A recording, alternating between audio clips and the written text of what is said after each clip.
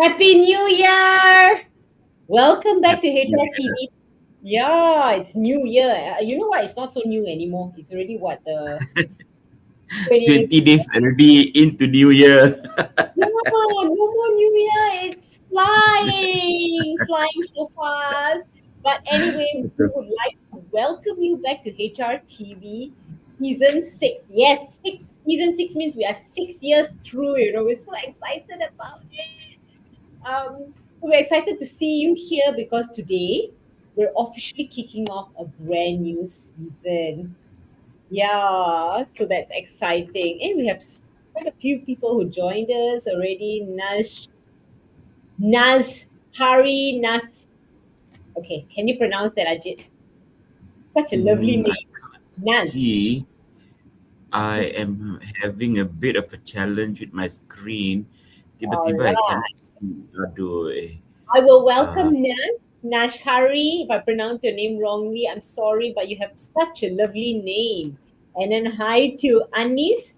Welcome. Happy New Year. Yes, same to you. And Ishwari, Happy New Year to you too. Well, we've got quite a few people. Ajit, all okay on your side? Any coming, technical? coming, coming, coming. Yes, I can see the screen now. Anis, Iswari, uh, n- oh, Nina. Naz. Okay, Happy New Year, Happy New Year, and welcome to our show. Okay, Shireen, so what was your New Year resolution? Even though it's not so new now, but you must still tell me what was your New Year resolution this year. I shy to say. I'm very happily asking you, but when you ask me, I have the same answer probably. Let's ask our viewers, what are your New Year's resolutions? Resolution, correct. Do share Yeah, with I know us. some Uh, people on the first yep. of the year, on the first itself, they sit down and they draw the whole year's goals. What's for finance, what's for relationship, what's for business, what's for everything. Every area there are 6 or 7 areas of life that you have to set goals for. That's amazing. I Oh, think you did something that. You someone actually did that. Seven friends. areas, and you. Wow. I I didn't. only had one resolution. That's it. You want to share? Yeah, my resolution is just be happy this year. That's it. Woohoo! Emotionally happy. I just want to be happy in whatever I do. Happy, happy, happy. That's it. That's Bring in good. the what do you call? Generate more positive aura around us. That's it. That's a simple resolution. No more That's about losing weight lah, watching what I eat lah, blah blah blah. All that comes along lah. If it happens. I will watch what you eat because your health is important to me too. Yes, true, true. You're right. You're right. You're right. That's also part of being happy. Yeah. You're right. You're Yeah, right. Okay. we've also got Okay. Thank you. Divya, Happy New Year, Nisha, Erfa, Mm, Dish say stay healthy is one of the New Year's resolution. Amir, I agreed. Agreed. New Year's resolution. Have another kid this year? Yes. I love babies. Are And you? are you? Happy New Season. Year. You Happy Fresh New Year. season. Fresh start. Thank you. Yeah. Okay. So let's move on, Sharin, with our topic today. Season 6. Finally, we are here and we are starting 2026 strong with a wonderful HR topic. All HR professionals probably would pay attention today because this topic is, I would say, close to their heart. This topic is about industrial relation in 2026, what HR should prepare for. Wow. I would say it's going to be a very, very heavy topic for me because I think I really went deep into IR. The last is during my uni days. So it's going to be deep for me. I'm so excited. I told Ken I'm looking forward to learn. So this season, we're bringing you more practical insights. It's going to be a very practical session and topics that we believe will be very beneficial to all our HR community because we have all of you joining from HR. We're so happy. Even we have Razdik here now. Happy New Year to you too. And please, we've got a surprise for you all today. So sit still till the end as this surprise is first ever that we're having on HR TV. Brought to you by Compass Mind Asia. It's a giveaway, a one special gift worth 900, very long number, 909. Nine. ringgit. Nine. Betul. 999. 999 ringgit to our lucky Nine. viewers. And we'll definitely be announcing the winner on our social media. So you stay tuned, and of course, you will be also. My team will also touch base with you personally. So stay tuned. Make sure you stay active in the chat, chit chat with us, and don't miss out. We'll share how you can win this 999 One. later in the season. All Yes, I'm right. so excited. I'm so excited, Shireen. This time 999 giveaway for our first season. For those who are tuning in Sorry, for the first time, I want to tell you, you cannot win. Sorry, I cannot win. Alamak, I'm all prepared to participate and win it. you definitely You win one already now, but we cannot have you win it. We give to our Okay, boleh. Understand. To our lovely audience. Okay, yeah. for those who are tuning in for the first time, let me share a little bit about the show. We are hashtag HR Intervents, commonly known as hashtag HRTV. It's an online talk show presented by Compass Mind Asia, a renowned corporate training provider. Yes. So if any of you are HR or L&D managers, executive professionals, and are looking for trainings, make sure you drop your enquiries to training@compassmind.com, or you can also reach out to me on LinkedIn. That would be my name, Shireen Kelly. Very unique name. It's not Kelly, it's Kelly. Okay. Hello. Kelly. Yes. Okay, the ticket is being shown down. Okay, Mhm. in the past seasons, we have engaged many HR experts covering wide range of topics related to HR, predominantly about career development, about workplace burnout, about future at work, about white collar, blue collar. We also talk about stress management and many other topics. Yeah, so many valuable episodes that has passed by with so many people learning. In fact, some of the companies have also used this for their library Learning. for learning. Yeah. Yeah. So in case you are wondering or you missed out the past episodes and wondering where to go about finding it, you can head over to YouTube, my YouTube channel, Shireen Kelly, to watch. But please, not now, yeah. After the show, the ticker is shown below. Okay. And if you're Yeah. wondering whether you are in the right place, yes, you are. This show is for everyone and anyone, including HR, managers, directors, C suite, business owners, or even job seekers. Trust me, you are in for a treat. Okay, we would love to see who is joined in today.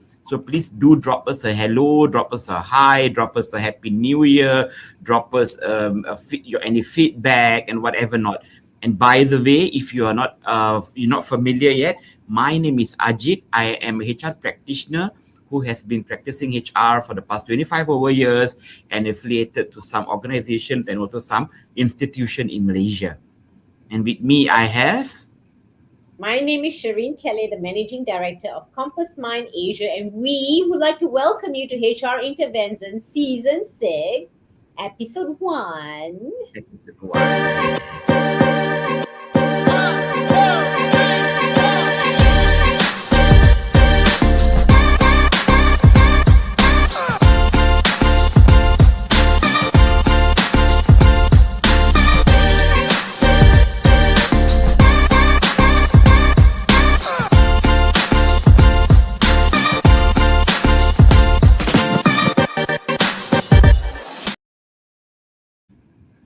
Welcome back.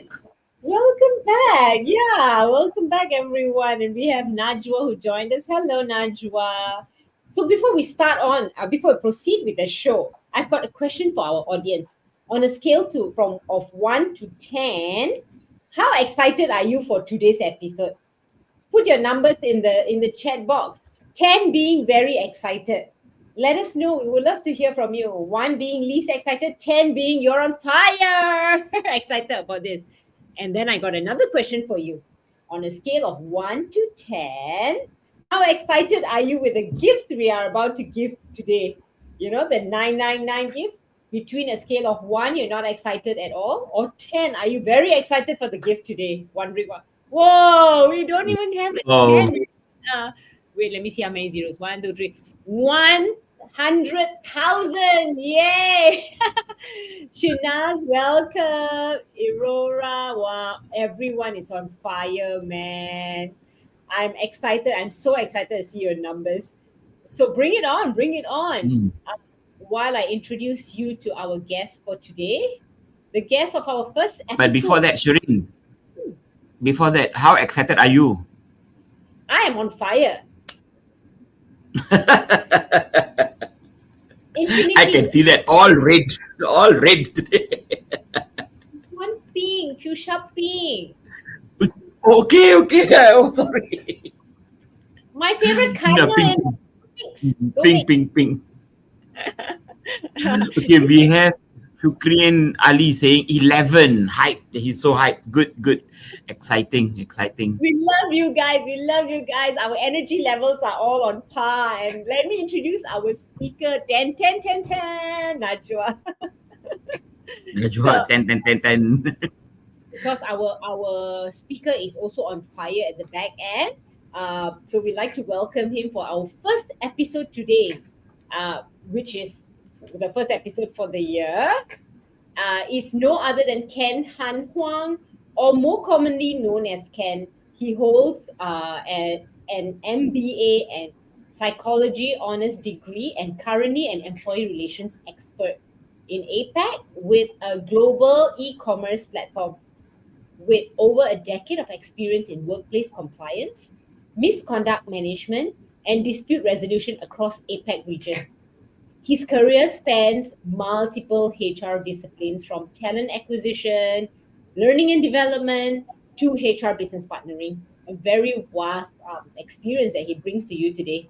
In 2023, he was a panel member at the LexisNexis Employment Law Seminar, a practical Wow. implementation. Yeah, I know, isn't it?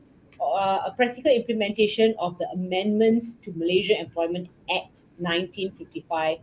He is also serving as a council member for the Malaysian Institute of Human Resource Management, MIHRM. Isn't that yeah, same as Ajit, who all give Yes. back to the community also? Well, I will say what an amazing background he has, isn't it? So I would like you guys to give us a thumbs up and heart and help me welcome Ken Han Hang. Woohoo! Welcome, Ken. Hi. Yeah. Hi, So yeah, Ken. so I can finally join in the Happy New Year wish also, right? Ken, Ken. Wish Yeah. So everyone. Happy New Year, everyone. Yeah. Yeah. All right. So every time, sorry. Yeah, go ahead. Go ahead. Every time you all say 10, 10, 10, I keep thinking Ken, Ken, Ken. I keep getting ready only for the call. 10, 10, 10, Ken, Yeah. Ken. Okay. Correct. Yeah. So Okay, thank yeah. you. Thank you so much. Thank you Yeah, and thank you. welcome for joining us. It's an honor to have you today with, on our episodes. It has been some time before we are bringing in a IR expert for this topic.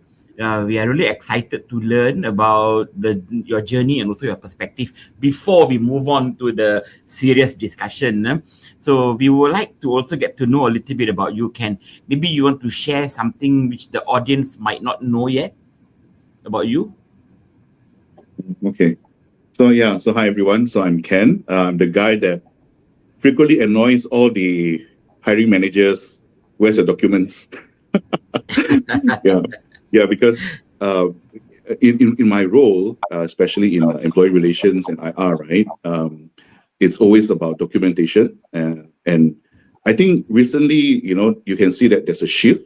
I think thanks to programs like yours, HRTV, a lot of HR people are more compliant. We can see that the cases in the industrial court, if I'm not mistaken, 2024, we can see that employers are actually on the winning end when it comes to a lot of the cases, right? Yeah.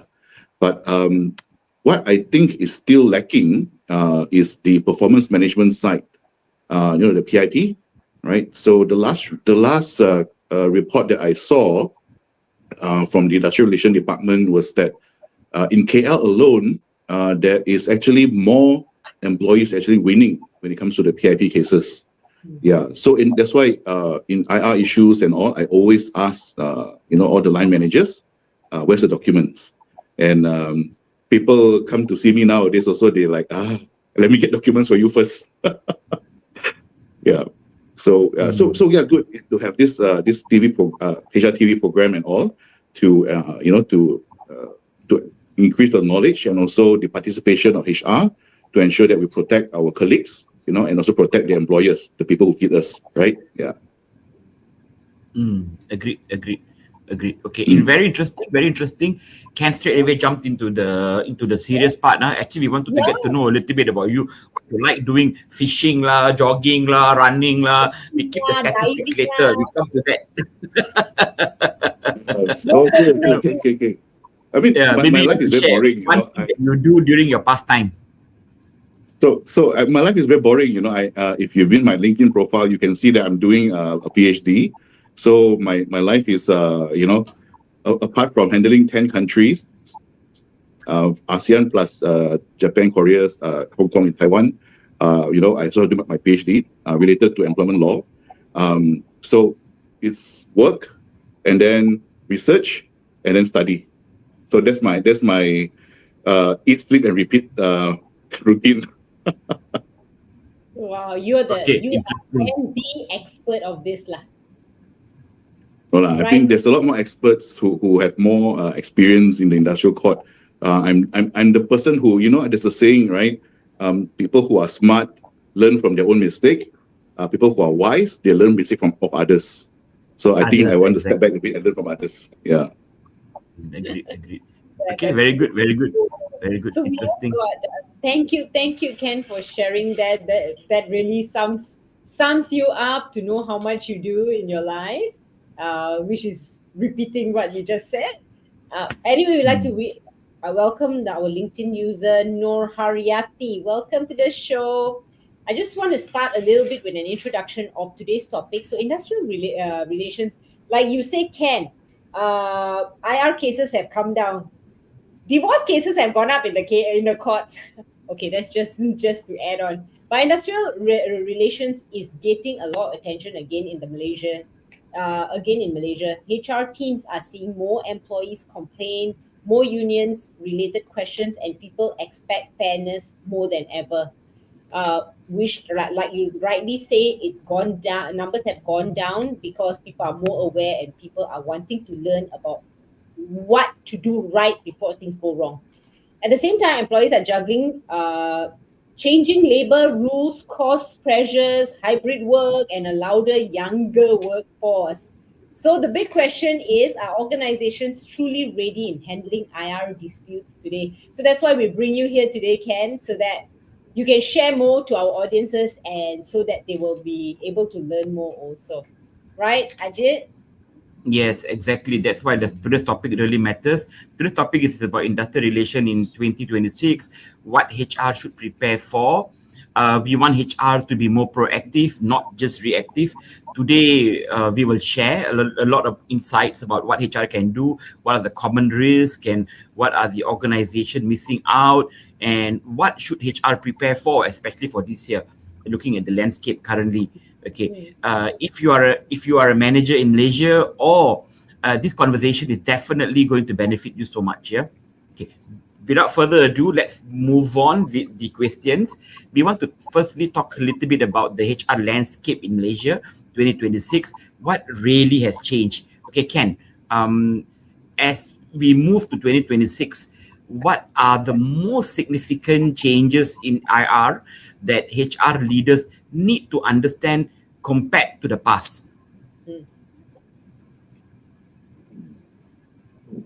Before I go ahead and share my thoughts, right, just want to share with everyone is that what I share with you today is based on my own experience that's unique to me, right, and also my observation. So in case if you have any legal requirement or legal advice that you need, please consult a proper employment lawyer, right? Because your case can be unique, might be different from mine, right? Okay. So what I can observe now in this 2026, right, based on last year, what I can see is that a lot of times people now, in fact, it has been happening since last year itself. You are seeing more employees actually having legal advice first, whether it's properly from a lawyer or ChatGPT, I'm not sure. But you can see that they are getting more legal advice before they reach out to HR, right? Many times you will see, HR will be questioned and their questions drafted very unlike them, right? You can see that the way normally they speak to you in office is more casual, but suddenly the complaint that comes to you is structured very, very legal, very there's very caution kind of response writing, right? So these things for me is going to grow, and 2026 you will see actually more individual complaints that will go to to the labor department, right, or even go to the JPP, the Industrial Relations Department, right? Last time, I think pre-2020, pre-COVID, at least you can still see that people with grievances at work or whatever, they will still come to HR to share their complaints and all, right? But now we are seeing lesser of those kind of approach, and we are seeing them going straight to JTK for complaints. And it doesn't help that JTK have an app called Workers for Worker, WFW, that you can actually do anonymous complaints. Yeah. So, of course, it's two different things. JTK handles more issues related to the Employment Act, whereas the Industrial Relations Court or Industrial Relations Department will handle more towards unfair dismissal and stuff like that. Yeah. So, when we handle employee matters, complaints on harassment and all, it will go to JTK. Yeah. Okay. Wow, that's great to know the difference also. While we get deeper into this conversation for today, right? Do drop us to our audiences, do drop us a hello and where you're tuning in from, as we love knowing who's joining us for today, because otherwise we do not know who's joining us. Do put it in the chat box, and because this is a very interactive show, drop in your questions and comments in the chat box, and Ken will try to answer it if we have enough time for today. Otherwise, he will try to answer it on LinkedIn later. All right. So we Okay. hope Interesting. Okay. Now, my next question. We are seeing few union-led disputes, but more individual employee complaints. What has changed in the employee behavior, and how does this impacts how HR manages IR today? So, when it comes to union, I think a lot of unions these days, they are a bit more quiet. Let's not talk about NUBE and all the others. All right, those are very strong unions, right? I was about to ask you that. They are not quiet. Yeah, but what I'm saying is that I think because our workforces today, I'm not sure whether is it due to the influx of time whereby people forgot about unions and all. If you know that, sorry, just entertain me a little bit. Okay, so if you remember those days when we apply for jobs, in our application form, there is a membership column there, other than your name, your phone number, email, then it's a membership. That's where we like to put, we used to be a club member of ping pong ball, basketball, club of student, whatever, right? Actually, that section, right, is really to ask whether if you're a union member. And employers actually would not be very favorable to hire employees with union membership, right? So that was in the past. And fast forward to today, and the past, I mean, like, not too distant past, it's like maybe in 1990s, in early 2000s, they still got this member part. But nowadays, you don't see it anymore already. I'm not sure if it's because, these, people are not aware that they can join union, they're not aware that they can form union and stuff like that. And I'm not advocating for people to join union also. Don't get me wrong, I'm not advocating, all right? In my opinion, the reason why you see that is more individual-led is because I think the awareness is not there, right? The Trade Union Act, there was an amendment, I think, and enforced in 2024, around June, July, at the time there was an amendment and was enforced. So that one has actually allowed multiplicity of union in the company, and also the recognition part. And also they also opened up there was an omnibus overarching union clause in the TOA that actually allows union to accept members from different industry, right? So what they need to do there is, of course, they got to renew during their renewal of their collective their agreement and all. They will just insert a clause over there to allow membership of other other employees lah. So then they will what will happen is that people who are, let's say for example, let's just take NUBE for example, and you're in retail, because their business is similar, it's quite similar. You work in retail, you also work in a bank, there's retail banking also. So they may be able to accept people from retail. Let's say if you're working in a clothing store, then they will join the NUBE, and they can seek advice and they're very happy to have more members, because if more members means more fees, then they can get more money also lah. But then again, last year, I think around March or April, between 8 to 10 p.m. like that, I actually heard a radio advert from I can't remember. I can't put my hand on it also. I can't remember whether is it Mix FM or was it some other radio station. MTUC, the Malaysia Trade Union Congress, was actually recruiting members through the radio. But unfortunately, when I went to the website, because immediately when I heard that advertisement, I went to the website and checked. I don't see anything about it, because it mentioned about joining MTUC as a member, you can get free training, free coffee talk and stuff like that.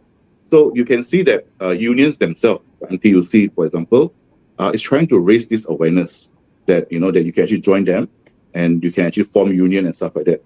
And if you ask me, back to your question, sorry, I divulged a little bit. I digress a bit. When you ask me why more individuals are leading the cases in the court, is because, like I said, nowadays the awareness of union is not as prominent as last time. We are seeing more individuals going to court because they have their own connections, who are lawyers, or maybe ChatGPT, right? And they go and complain to the court. Yeah. So that's why we are seeing more individual cases compared to union led cases. Interesting. Wow, Ken, I love the way you share. It's so storytelling. I'm just immersed into what you're saying. Very interesting. I mean, because this topic is a very heavy topic, but you really share it in a very storytelling way. That's so nice. Well, to our audience, since you are tuning in during lunchtime, thank you for spending this time with us. We hope today brings you new insights and inspiration, which it is definitely bringing to me and Ajit. But we hope it is to you too. Agreed. Totally agreed. I like the way he's answering a lot of facts and with some stories in it. Very interesting. Okay, let's move on to another segment. We want to understand a little bit about process. Why is the process really important? And the new IR reality. We want to see how we can work around this. Okay, my question. Many IR cases today fail because the employee was it's not because the employee was innocent, but because the process was flawed. Okay, why has how we do things become more important than the results?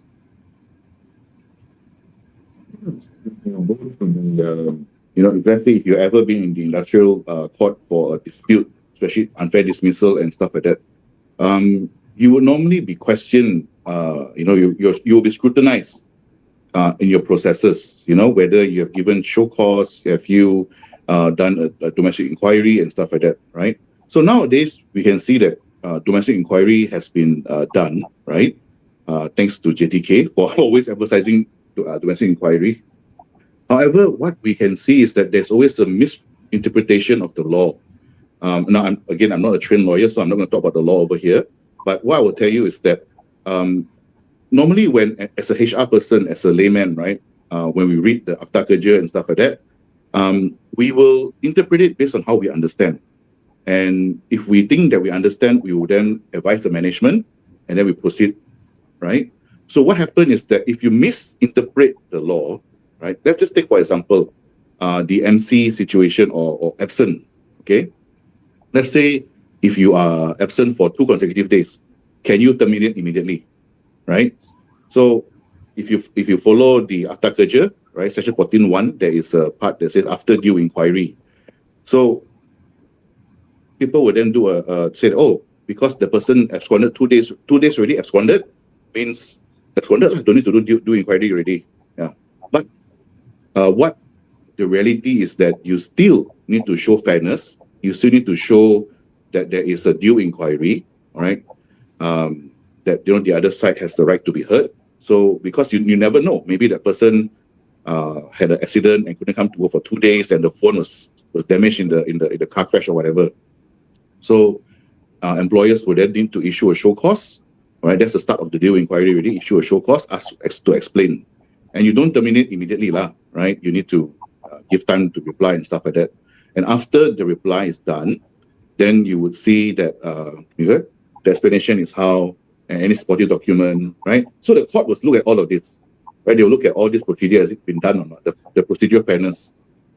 Because if I am going to take action against an employee, you don't want to be the prosecutor, the judge, and the prosecutor, jury, and the judge. You don't want to be all three at once. You must always have a fairness over there, right?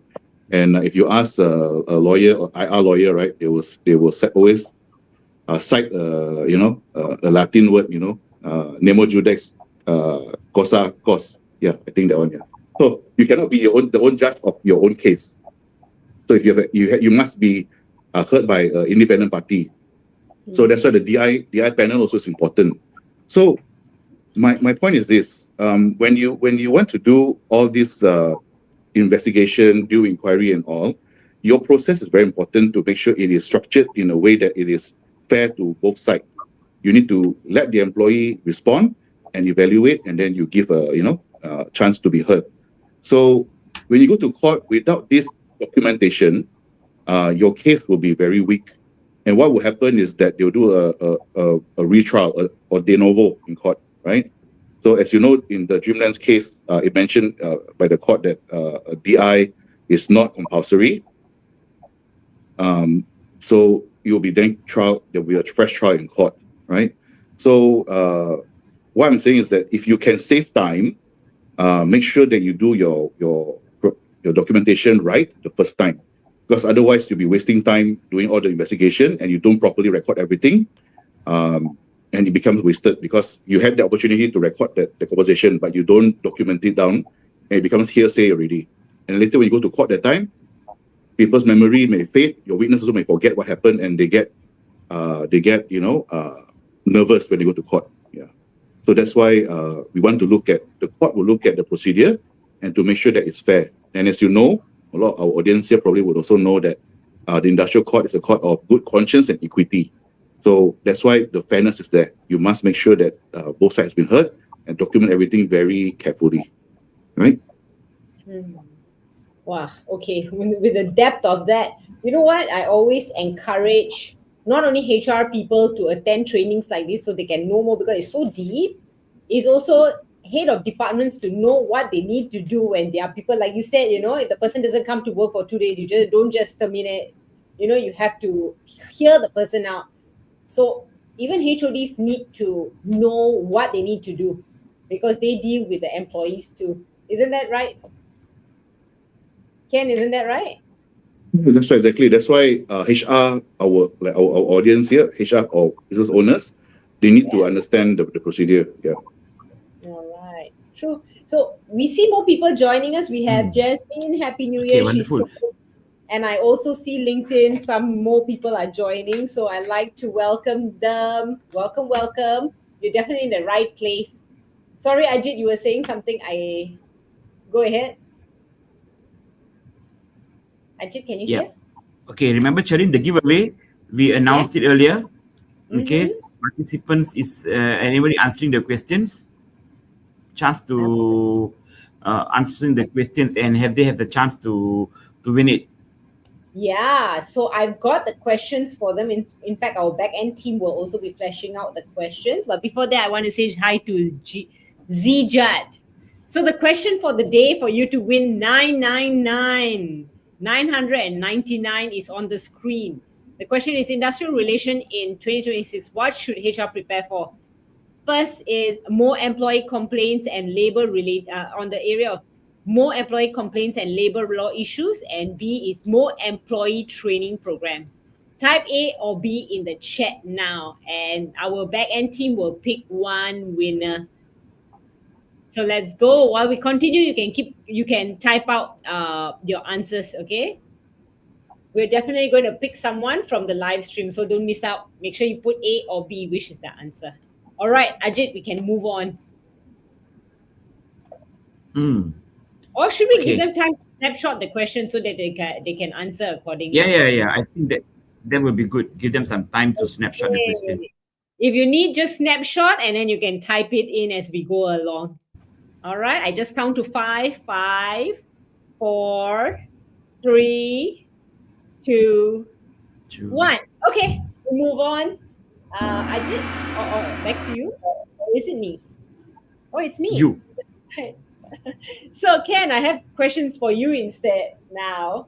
From your experience, because I love hearing about your experience, what are the most common mistakes organizations make when handling investigations, like show cause letters and disciplinary actions, and also the investigation? That I can see when I read the cases, right, is that the employers actually make a presumption already in the show cause itself, right? Sometimes there are cases whereby in the show cause itself, it already mentioned there that that, oh, you are found guilty for this and that. Please explain. I mean, if you write there you are found guilty, then what's the purpose of the show cause already? Because a show cause essentially is asking an employee to explain. We don't make any assumptions there yet. That's why we always say the word allegation. Number one is what is the allegation? Okay, because you've done this, you've done that. What time, where? Right? We need you to explain what is the purpose behind it, right? So, and then we also see that there are some cases whereby employee is you know being issued show cause with warning letter together, right? So this one means that you have already predetermined a judgment against the employee before a due inquiry, which beats the purpose. And I can understand why some HR or some admin staff, because small company they don't have HR, right? So the admin staff may do it. It's because sometimes they don't have the some employers lah, right? They don't have the patience, or they may feel that the matter is taking too long. Give 3 days to reply a show cause and whatnot. So they may not have the patience and they want it to be fast. So that's why you see when this kind of thing happen, it becomes an issue. And I want to also share also sometimes there are cases whereby, an employee, let's take performance as an issue. Employee is not performing, but in the previous assessment and all, the employee was given like an A, or A means excellent, right? Given A or B, and suddenly this year there's a new manager come in. The new manager gives the person a D or E, right? So that reflects very badly on the management also, because it shows that there could be a deliberate kind of situation, a prejudice kind of action to manage the person out, right? So these things are very important. So I may have digressed a bit, but the important thing is that the documentation that we prepare to start an inquiry needs to be very fair. We don't have any prejudice towards the employee during that time. Totally understand, and I have experienced that before. An employee who has been performing so well, suddenly out of the blue, when there was a change of leadership in that particular team, they rated him or said he was not performing, and this case hit the ceiling, and it became a big issue for the organization. And you're right, and the organization was found wrong. It's not a joke. We can't just simply do it. I totally agree with you. I resonate very closely with you on this. But apparently, Shireen, there are many people who answered our question today. Your question. Yeah, man. Never mind. We let the back end team select the winner shortly, and then they can also type it up in the chat box. I'm sure those who are towards the end, we keep it towards the end of who the winner Yes. is. Okay? Yeah. So, Ken, I have another question for you. There is a growing perception that performance reviews and PIP are negotiable. Why is this a risky mindset for HR and also managers?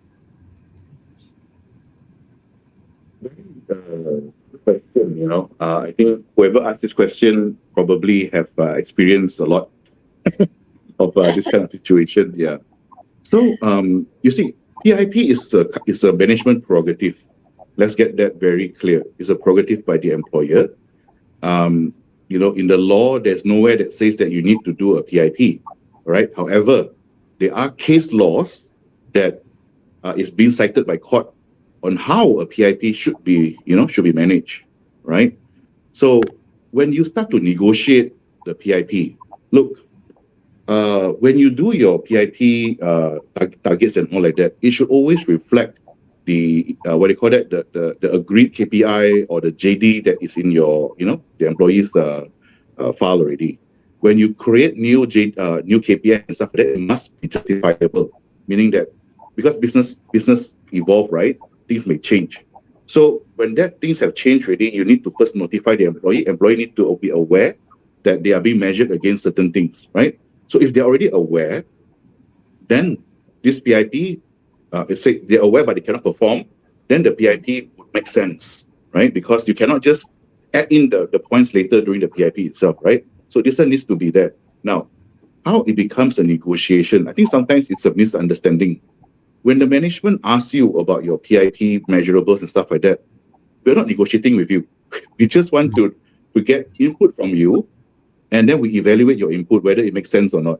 Because if it doesn't make sense, then whatever the management says actually have to, go forward. So, but then again, we look at the case laws, right? We do not want to put let's say a salesperson, the sales target is need to achieve, let's say average 50,000 a month. And during the PIP, you say that, because I need to, backtrack your performance since June last year. So every month now you need to do 100,000 because you'll be missing your target. So in the PIP, this one obviously already the person cannot perform, and you put this kind of target which is not achievable, using the SMART guideline, it's not achievable, right? Then in that way, it appears to be mala fide, it's bad intention, right? So as a result, the PIP itself is faulty already and is not applicable anymore. Then it becomes a dispute, right? So the negotiation part there, as I mentioned just now, is not negotiation. It's getting feedback from you as the employee to know whether or not the PIP ratings do you understand, right? And once it is measurable, it's achievable according to the SMART guidelines, then we'll proceed with it. We are not asking whether you agree or you don't agree, because like I said, I mentioned again, it's a management prerogative, because PIP is a tool to help you improve. If the employer do not want you to improve, or in other words, they can't work with you anymore already and you're not performing, they can go the disciplinary route.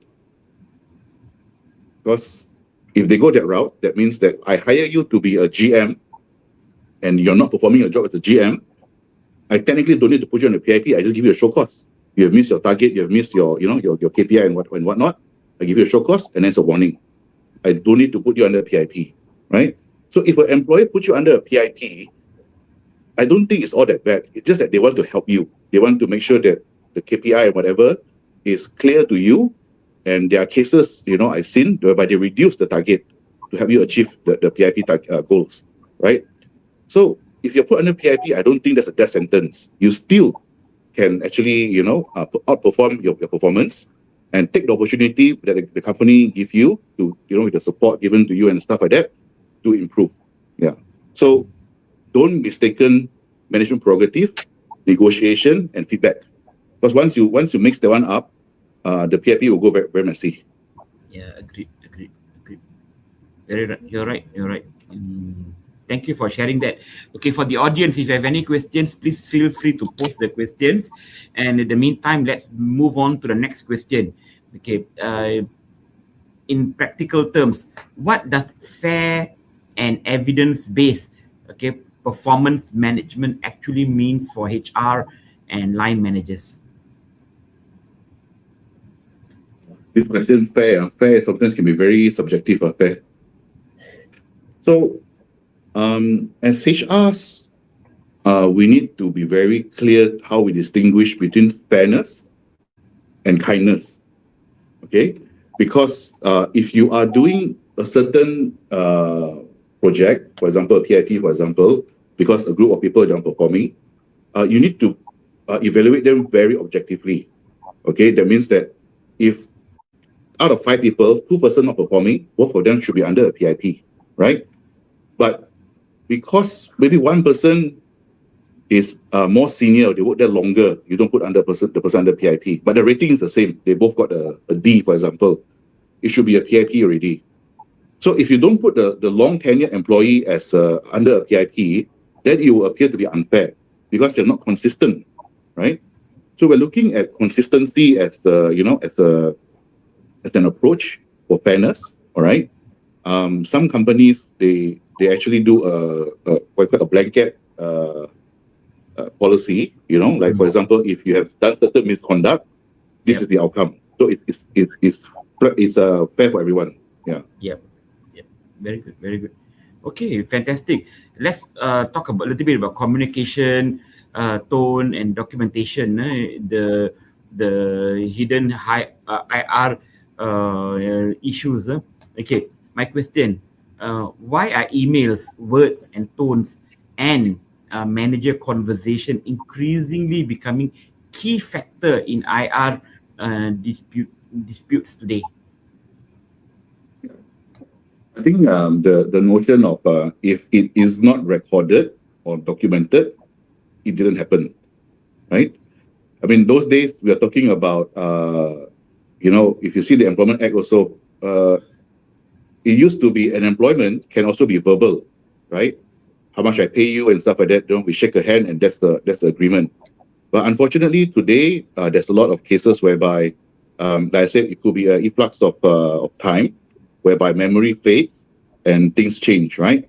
So having those documented by email, by letter, by a memo, these are things that will help us as employers, as HR, even employees also later if a case is being disputed in the IR court for whatever reason, right?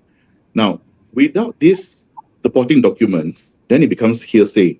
And then you would then have to rely on witnesses which could have forgotten about it, because the IR court case can drag for quite long, man. Yeah. Agree. So that's why the document is king. Yeah. Betul. That's so true. Yeah. We have some questions from the audience actually. Ghazi says PIP. So Ghazi, if you want to elaborate on that a little bit, that'll be great. Arif Farid asks, can HR conduct the inquiry if the case involves HR too?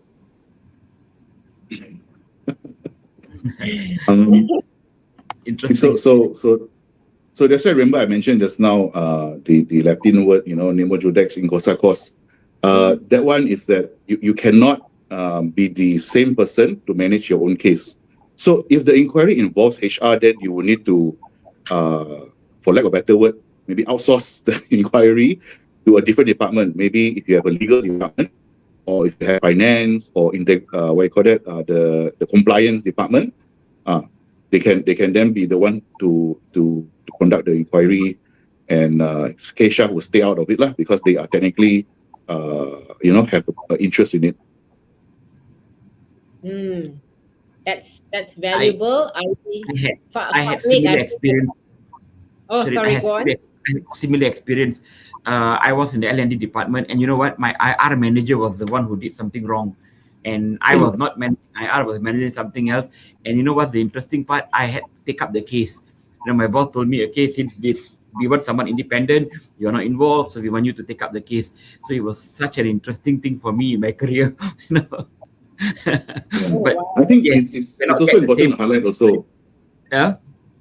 It's important to highlight also some companies who are smaller, they may not have the luxury of having several different departments, right? Yeah. So they may then look at internally if they have an independent party. Yeah.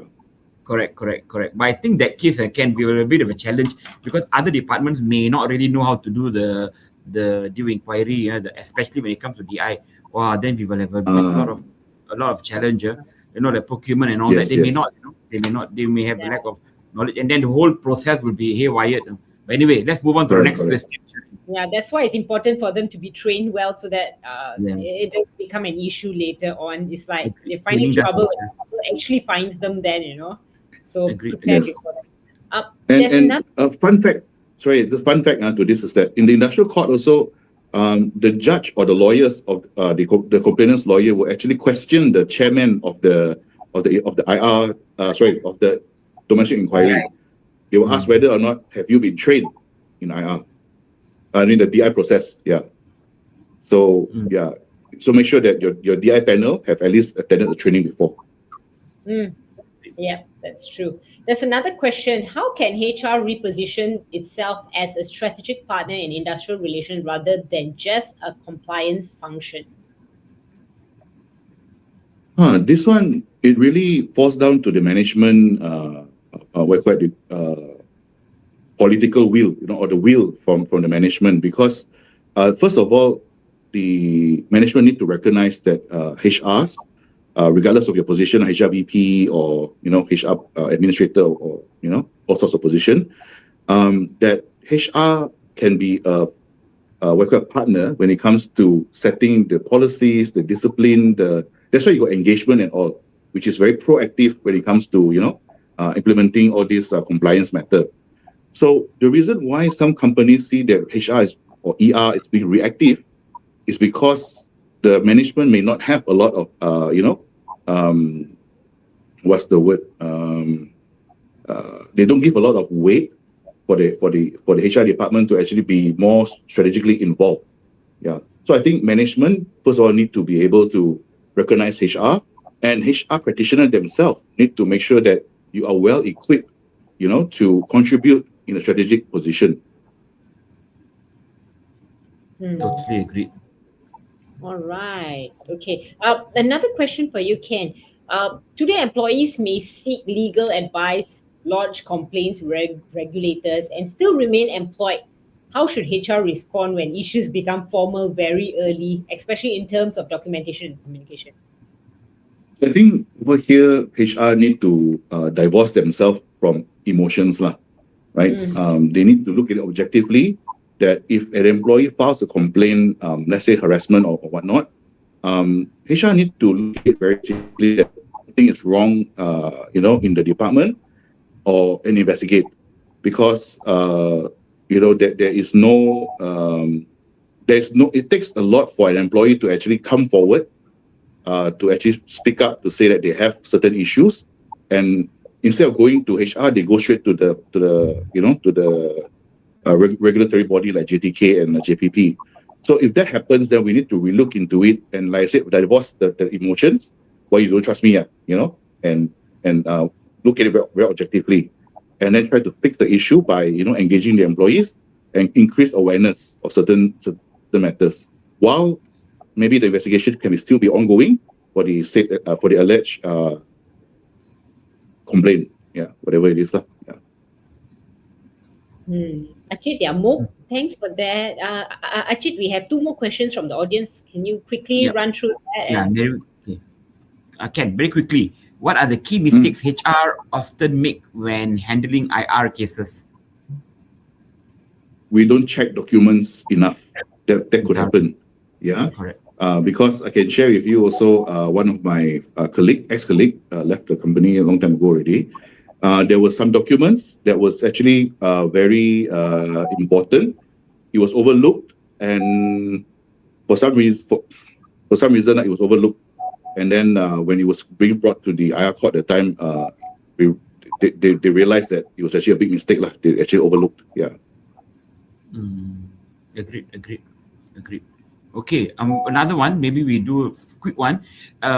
If DI, what are your thoughts on engaging with individual outside the company as panel and chairman for the case, if you do a DI? So, in these cases where it involves sometimes very high level, very sensitive matters that internal employees cannot be privy of, right? Especially if you're doing a DI against a C-suite, for example, or a VP or something like that, right? Yeah. So you need an external chairman who can provide the experience and also the relevant, logic behind the judgment, and also they may be able to distinguish whether or not this DI is actually managed properly or not. Agreed. I have a question from Alexi. Of course, we have from Razik, but Razik, I can't read your message yet. It's not coming out on LinkedIn just yet.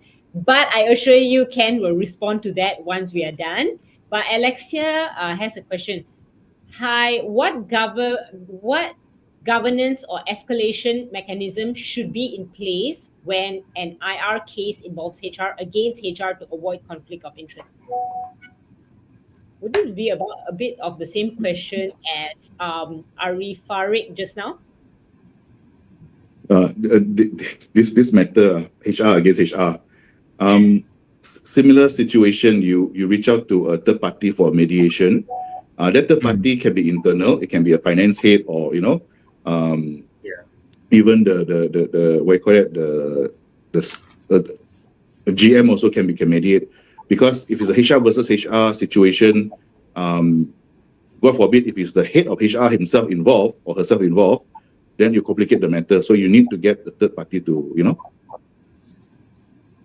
The party to be to mediate. involved. Yeah. All right. Okay, Wow. we have Okay. last one. Interesting. What governance or escalation mechanism? I did that already. Oh, you did that I already. did. Okay. I did that one. That's the same one, yeah. Same one. Only Razik, I want to advise you. We will send this question over to Ken later, and Ken, would you mind answering him later on LinkedIn? Can. Later, Razik, Farid, I will come back to you on LinkedIn. Yeah. Yeah, because the whole question isn't coming out, so to cover it is a little bit hard. So, but you know what? We are at 1:58 and mindful that Ken has to jump into another meeting at 2. I really didn't realize time has flown. But before we go to the closing and announce a winner, do you have the time to take one last question, Ken? By Yeah, Razi? I can. Yeah. He asked, So can I can DI must be done. Can I do misconduct is- DI? Must be done if the misconduct is very straightforward. For example, a fake MC issue. So must he do a DI for a very transparent or very direct misconduct? And there is evidences probably already, saying that this is the fake MC. So must a DI be done?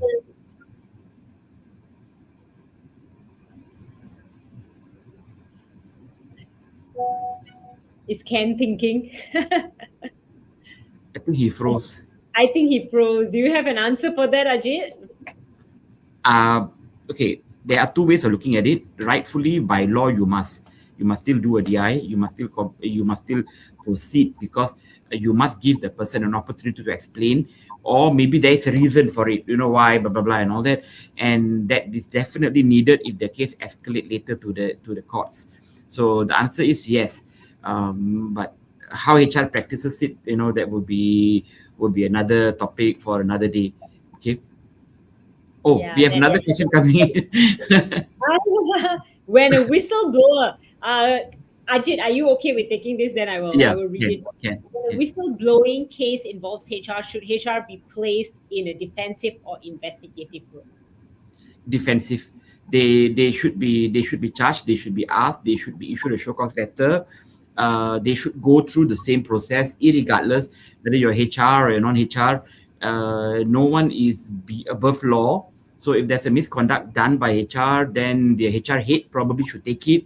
If it's done by the HR head, then the group organization, his boss need to take up. Can be the CEO, can be the company GM, can be the MD.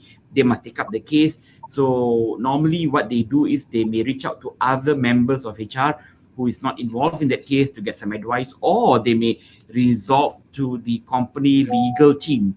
The company legal team may also probably advise on what they could do if they want to leave HR out of it, because HR is the party that they're going to charge. But the answer in the nutshell is yes. Every whistleblower, regardless about whoever is involved, you need to do the same procedure across the board. And trust me, HR know about this. There's no HR who thinks that they are above the law. They know. Even in my case, if I do a misconduct, I would be charged and I would be given a show cause letter, and I need to reply. The process applies to everyone. Okay, Shireen, we are done by the hour. We are done. We have more questions coming in. We'll try to answer you via LinkedIn, Alex T. Don't worry, but we have lost Ken due to disconnected Wi-Fi. But we would really like to thank him today for the eye-opening perspective. It was a very, very good session. If you need to get in touch with him, we will put his LinkedIn in the ticker below. Reach Yes. out to him if you have any questions also. But before we wrap up, we really like to thank everyone who took part in the giveaway question. Do you want to know who the winner is? Calling out to someone who joined us on LinkedIn with the name ERRORERA, Aurora7912. Are you here? If you're here, please comment. Otherwise, we'll give it to the next person.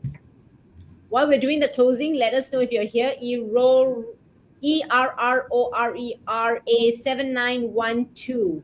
Please let us know if you're here. If you are here, we will need to get your contact because then we'll need to let you know of the winning, your winning. If you're not, we will announce the next winner on our LinkedIn page, the second winner. All right. So congratulations to the winner. Before we end, Congratulations. any other questions that you have? Do reach out to us. Yes, Aurora, drop your handphone Yes. numbers in our chat box. We will get back to our team will get back to you because we can't reach you on YouTube. So drop your LinkedIn profile or your handphone number. So remember, guys, to follow us at Compass Mind Asia on LinkedIn for more HR insights and upcoming HR episodes. And that's all for today. HR TV episode TV 6. season 6. Yeah, Thank season you. 6. Bye-bye. Thanks so much. And see you again in the next episode. Bye. Bye.